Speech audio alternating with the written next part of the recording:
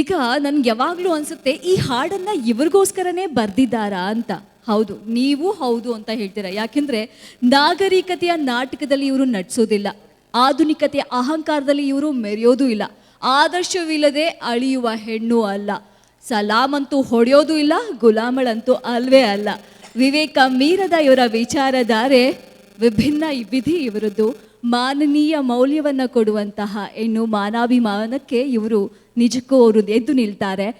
ಅತಂತ್ರರಾಗದೆ ಕುತಂತ್ರವಿಲ್ಲದೆ ಸ್ವತಂತ್ರರಾಗಿರುವ ಈ ಶತಮಾನದ ಮಾದರಿ ಹೆಣ್ಣು, ಸಾಹಸಿ ಹೆಣ್ಣು ನಮ್ಮ ವಿಜಯಲಕ್ಷ್ಮಿ ಶಿಬರೂರ್ ಅವರು. ಎಲ್ಲರಿಗೂ ಕೂಡ ಮಾದರಿಯವರು.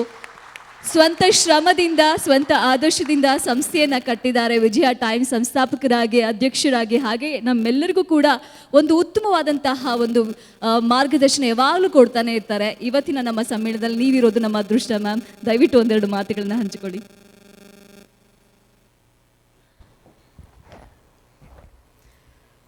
ಎಲ್ರಿಗೂ ನಮಸ್ಕಾರ. ವೇದಿಕೆಯಲ್ಲಿ ಆಸೀನರಾಗಿರುವಂಥ ಹಿರಿಯರೇ ಹಾಗೂ ಈ ಸಮ್ಮೇಳನದಲ್ಲಿ ಭಾಗಿಯಾಗಿ ಸಾಕ್ಷಿಯಾಗಿರುವಂಥ ನನ್ನ ಸಹೋದರ ಸಹೋದರಿಯರೇ, ಎಲ್ರಿಗೂ ಪ್ರಪ್ರಥಮ ಬಾರಿಗೆ ಮೊದಲಿಗೆ ಕನ್ನಡ ರಾಜ್ಯೋತ್ಸವದ ಶುಭಾಶಯಗಳು. ನಾನು ಕೊನೆಯ ಭಾಷಣಕಾರ್ತಿ. ನನ್ನ ಮುಂದೆ ಆಲ್ರೆಡಿ ಹಿರಿಯರು ಭಾಷಣ ಮಾಡಿ ಆಗಿದೆ. ಅವರಿಗಾಗಿರುವ ಅನುಭವದಷ್ಟು ನನಗೆ ವಯಸ್ಸಾಗಿಲ್ಲ ಅನಿಸುತ್ತೆ. ಹಾಗಾಗಿ ಹಿರಿಯರ ಮಾತಿನ ಮುಂದೆ ನನ್ನ ಮಾತು ಉದ್ದಟತನವಾದೀತು. ನನ್ನ ಉದ್ದಟತನವನ್ನು ಕ್ಷಮಿಸ್ತಾ ಆಲ್ರೆಡಿ 15 ನಿಮಿಷ ಅಂತ ಟೈಮ್ ಸ್ಟಾರ್ಟ್ ಆಗಿದೆ. ಸ್ನೇಹಿತರೆ, ನಾನು ಮಾನವ ಸಂಪನ್ಮೂಲದ ಬಗ್ಗೆ ನನಗೆ ಅನುಭವ ಏನಿಲ್ಲ.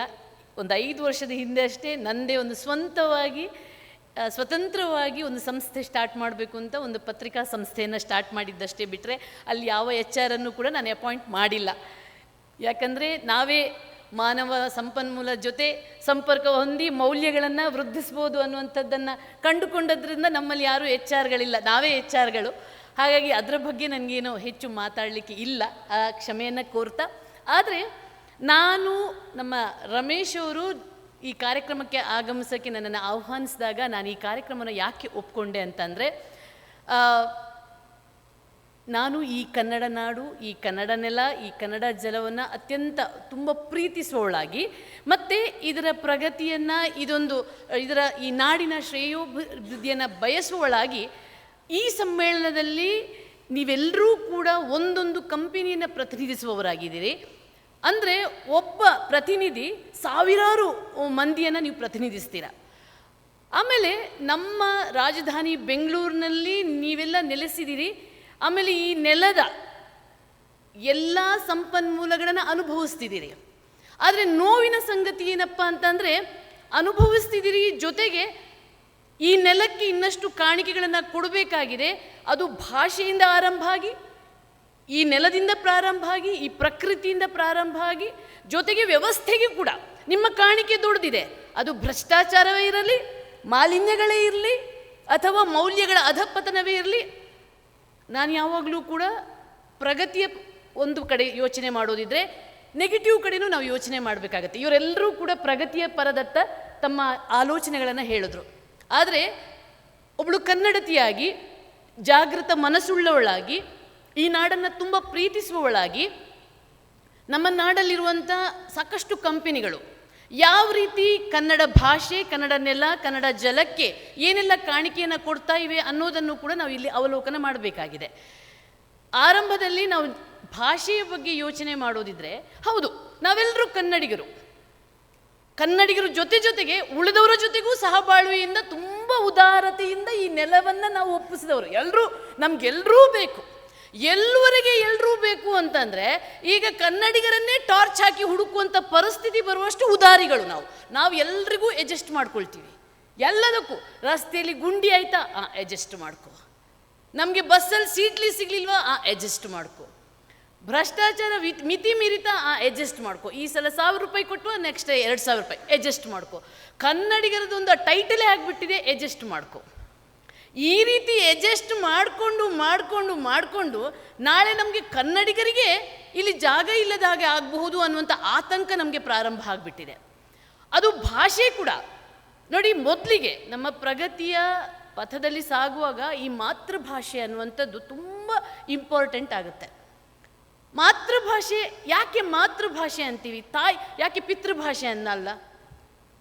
ಮಾತೃ ಅನ್ನುವಂಥ ಪದದಲ್ಲೇ ಆ ಆತ್ಮೀಯತೆ ಇರುತ್ತೆ, ಆ ಮಮಕಾರ ಇರುತ್ತೆ, ಆ ಪ್ರೀತಿ ಇರುತ್ತೆ. ಆ ಪ್ರೀತಿಯಿಂದ ನಾವು ಮಾತಾಡ್ತೀವಿ. ಆ ಪ್ರೀತಿಯಿಂದ ಜೊತೆಗೆ ಆ ಭಾಷೆ ಅಭಿಮಾನ ಇರಬೇಕಾಗತ್ತೆ. ನಮ್ಮಲ್ಲಿ ನಾನೊಂದು ಅಕಾಡೆಮಿ ಮಾಡ್ತಾ ಇದ್ದೀನಿ, ಸೃಷ್ಟಿ ಮೀಡಿಯಾ ಅಕಾಡೆಮಿ ಅಂತ. ನಮ್ಮ ಕನ್ನಡ ಭಾಷೆ ನಾಶ ಆಗ್ತಿದೆ ಅಂತ ನಾವೆಲ್ಲರೂ ಗೊಬ್ಬೆ ಹಾಕ್ತಿದ್ದೀವಲ್ಲ, ಹೇಗೆ ಕನ್ನಡ ಭಾಷೆ ನಾಶ ಆಗ್ತಿದೆ ಅನ್ನುವಂಥದ್ದನ್ನು ನಾನು ಕಣ್ಣಾರೆ ನೋಡ್ತಾ ಇದ್ದೀನಿ. ನಮ್ಮ ಅಕಾಡೆಮಿಗೆ ಸಾಕಷ್ಟು ಹುಡುಗರು ಬರ್ತಾರೆ. ಬರುವಾಗ ಅಂದರೆ ಅವರೆಲ್ಲ ಡಿಗ್ರಿ ಮುಗಿಸ್ಕೊಂಡು PUC ಮುಗಿಸ್ಕೊಂಡು ನಮ್ಮ ಅಕಾಡೆಮಿಗೆ ಸೇರ್ತಾರೆ. ಒಬ್ಬ ಹುಡುಗನ ಹತ್ರ ಆದಿಂದ ಕ್ಷತ್ರಜ್ಞ ತನಕ ನೀಟಾಗಿ ಬರಿ ಅಂದರೆ ಬರೆಯೋಕ್ಕಾಗದಂಥ ದುರಂತ ಬಂದಿದೆ. ಆದಿಂದ ಕ್ಷತ್ರಜ್ಞ ಅವರಿಗೆ ಕರೆಕ್ಟಾಗಿ ಕನ್ನಡದ ಅಕ್ಷರಗಳನ್ನು ಬರಿ ಅಂತ ಬರೆಯುವವರು ಇಲ್ಲ. ಜೊತೆಗೆ ಹ ಆ ಕ ಖ ಗ ಘ ಈ ಉಚ್ಚಾರ ನಮಗೆ ಕಾನು ಒಂದೇ ಖಾನು ಒಂದೇ. ಇಂಥ ವ್ಯತ್ಯಾಸವನ್ನು ಕಂಡುಕೊಳ್ಳಗಾಗದಷ್ಟು ಕೂಡ ಕನ್ನಡವನ್ನು ಕೊಲ್ತಾ ಇದ್ದೀವಿ. ಹೀಗೆ ಮುಂದುವರೆದ್ರೆ ಕನ್ನಡ ಭಾಷೆಯ ಉಳಿವು ಎಲ್ಲಿ? ಒಂದು ವಾಕ್ಯ ರಚನೆ ಆಗ್ತಾ ಇಲ್ಲ.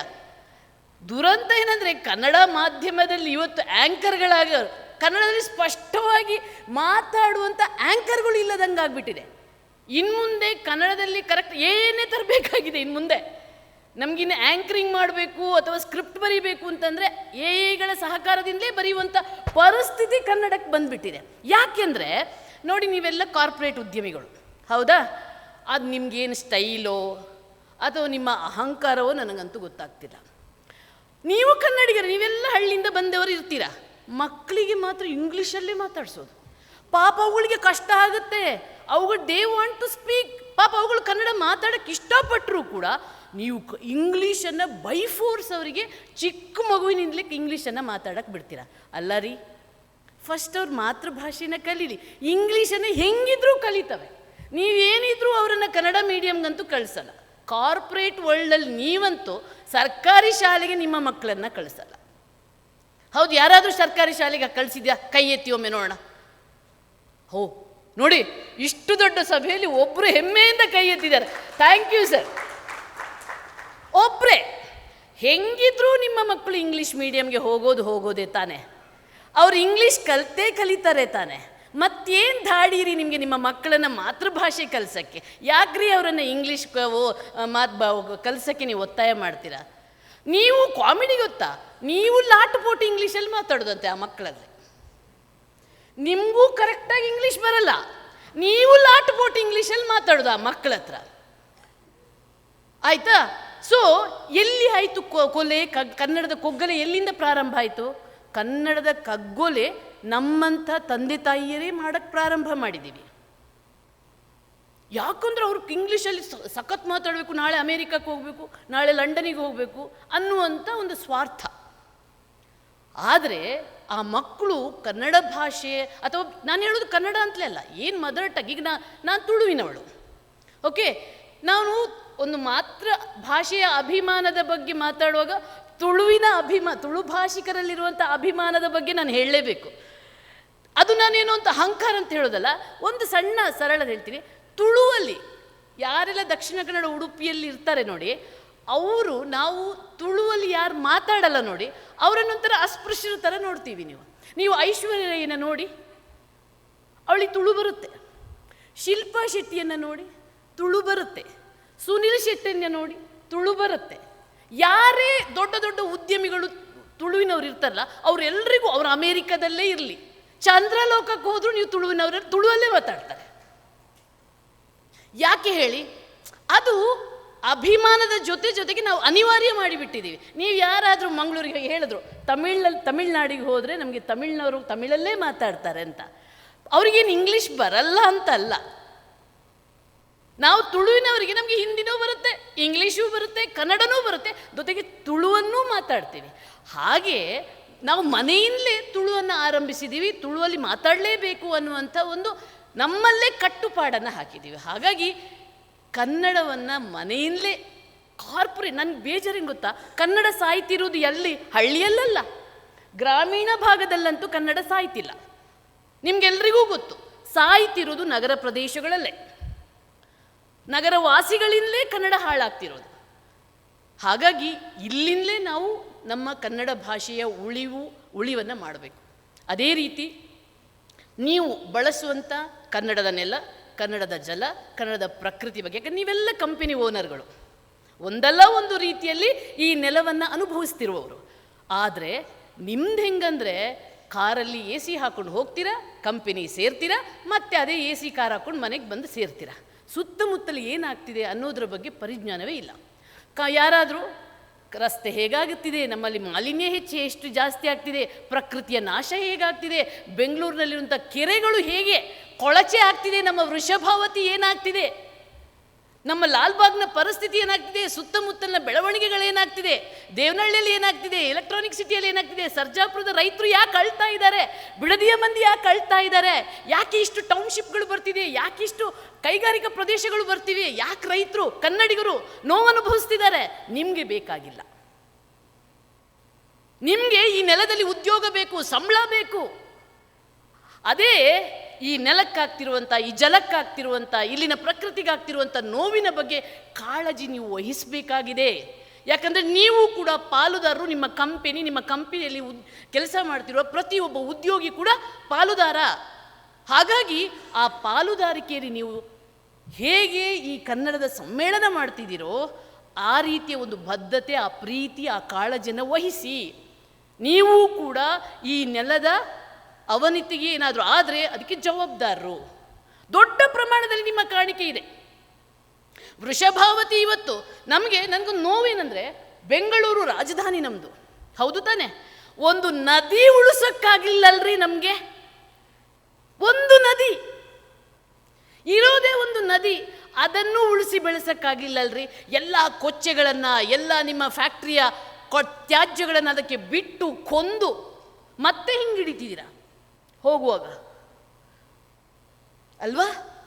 ಕೆರೆ, ಸರ್ಜಾಪುರ ಕೆರೆಯಾಗಲಿ, ಇಲ್ಲಿನ ಬಿಡದಿ ಕೆರೆಯಾಗಲಿ, ನಮ್ಮ ಏರ್ಪೋರ್ಟ್ ರೋಡಲ್ಲಿ ಹೋಗುವ ಕೆರೆಗಳಾಗಲಿ, ಕೆರೆ ಅಂತೀವ ನಾವು ಅವುಗಳನ್ನು ಮುಚ್ಚಿ ಕಂಪನಿಗಳೆಲ್ಲ ತಲೆ ಎತ್ತಿ ನಿಂತ್ಕೊಂಡಿವೆ. ಆದರೆ ಅದೇ ಬೆಂಗಳೂರು ಮಳೆಯಿಂದ ಮುಳುಗಿದಾಗ ಮೊದಲು ಟ್ವೀಟ್ ಮಾಡೋದು ಯಾರು? ಫೇಸ್ಬುಕ್ಕಲ್ಲಿ ಏನು ಕಮೆಂಟ್ಗಳು, ಅಯ್ಯೋ ಕಮೆಂಟ್ಗಳು.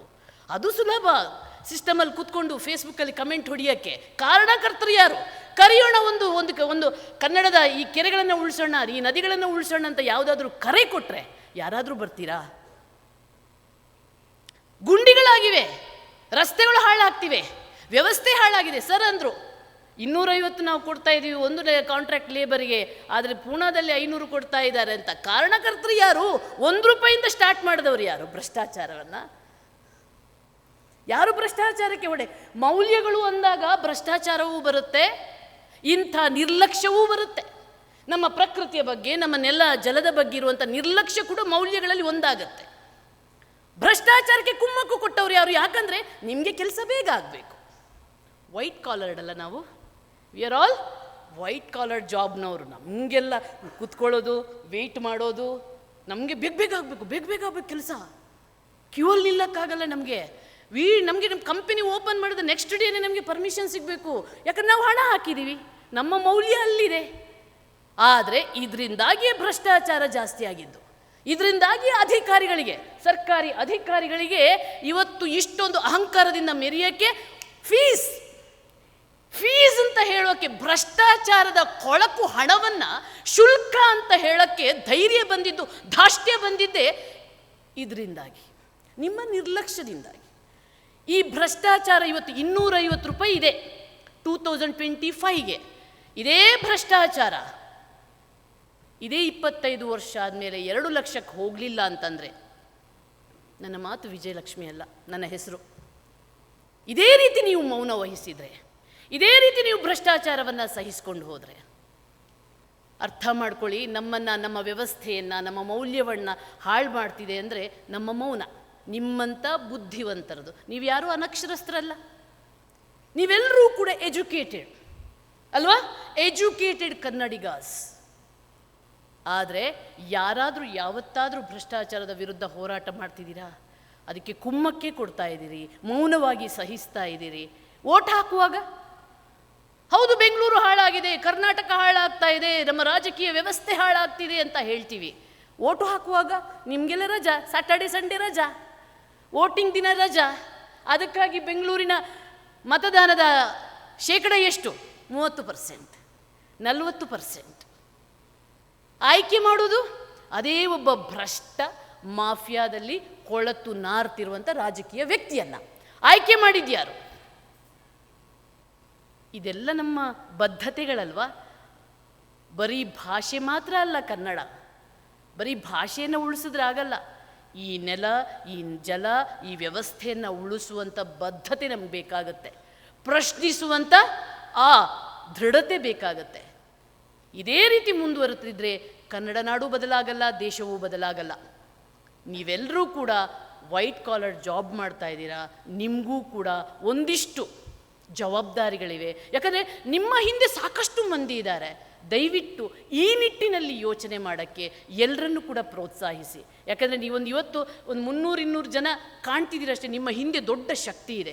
ನಿಮ್ಮ ಹತ್ರ ಖಂಡಿತವಾಗ್ಲೂ ಕೂಡ ನೀವು ಮನಸ್ಸು ಮಾಡಿದ್ರೆ ಈ ಕನ್ನಡ ನಾಡು, ಈ ಭಾಷೆ, ಈ ನೆಲವನ್ನು ಉಳಿಸುವಂಥ ಎಲ್ಲ ಶಕ್ತಿ ಇದೆ. ಬದಲಾವಣೆ ಮಾಡುವ ಆ ಒಂದು ಸಾಮರ್ಥ್ಯನಿಗಿದೆ. ಯಾಕಂದರೆ ನಿಮ್ಮ ಹತ್ರ ಆರ್ಥಿಕ ಶಕ್ತಿಯೂ ಇದೆ. ಆರ್ಥಿಕ ಶಕ್ತಿಯೂ ನಿಮ್ಮ ಹತ್ರ ಇರೋದರಿಂದಾಗಿ ಖಂಡಿತವಾಗಿಯೂ ಅದನ್ನು ಉಳಿಸುವ, ಬೆಳೆಸುವಂಥ ದೊಡ್ಡ ಮನಸ್ಸು ಮಾಡಿ, ಮೌಲ್ಯಗಳ ಜೊತೆಗೆ ಉತ್ಸಾಹವನ್ನು ತೋರಿ, ಹೋರಾಟದ ಕಿಚ್ಚನ್ನು ಹಚ್ಚಿ, ಈ ಭಾಷೆಯನ್ನು, ಈ ದೇಶವನ್ನು ಉಳಿಸುವಂಥ ಮನಸ್ಸು ಮಾಡಿ ಅಂತ ಹೇಳ್ತಾ, ನನಗೆ ಈ ಒಂದು ಸಮ್ಮೇಳನದಲ್ಲಿ ಮಾತಾಡಲು ಅವಕಾಶ ಮಾಡಿಕೊಟ್ಟಂಥ ರಮೇಶ್ ಅವರ ತಂಡಕ್ಕೆ, ತಮಗೆಲ್ಲರಿಗೂ ಕೂಡ ನನ್ನ ವಂದನೆಗಳನ್ನು ಸಲ್ಲಿಸ್ತಾ ನನ್ನ ಮಾತನ್ನು ಮುಗಿಸ್ತೀನಿ. ಜೈ ಮಾತೆ. ಬಹಳ ಖುಷಿ ಆಯಿತು ಮ್ಯಾಮ್. ಕೊಟ್ಟಂಥ ಕಾಲಾವಕಾಶದಲ್ಲಿ ಬಹಳ ವಿಚಾರಧಾರೆನ ಹಂಚ್ಕೊಂಡಿದ್ದಾರೆ. ನಿಜಕ್ಕೂ ಹೌದು, ಭಾಷೆ ಮಾತ್ರ ಅಲ್ಲ, ನೆಲ ಜಲ ಪ್ರತಿಯೊಂದಕ್ಕೂ ಕೂಡ ನಾವು ಹೋರಾಟ ನಡೆಸಬೇಕಾಗಿದೆ. ಎಲ್ಲೋ ಒಂದು ಕಡೆ ವ್ಯವಸ್ಥೆ ದಿಕ್ಕು ತಪ್ಪೋದಕ್ಕೆ ಮತ್ತು ಈ ಮೌಲ್ಯಗಳ ಅಧಪತನ ಆಗೋದಕ್ಕೆ ನಾವೇ ಕಾರಣೀಭೂತರಾಗಿದ್ದೀವಿ. ನಮ್ಮ ಸರಿಯನ್ನು ನಾವು ಸರಿಯಾದ ದಾರಿಯಲ್ಲಿ ನಡೆಸ್ಕೊಂಡು ಹೋಗಬೇಕು, ತಪ್ಪುಗಳಿಗೆ ಅವಕಾಶ ಮಾಡಿಕೊಡ್ಬಾರ್ದು ಅಂತ ಉತ್ತಮವಾದ ಸಂದೇಶ ಕೊಟ್ಟಿದ್ದೀರಾ. ಧನ್ಯವಾದಗಳು ಮತ್ತೊಮ್ಮೆ.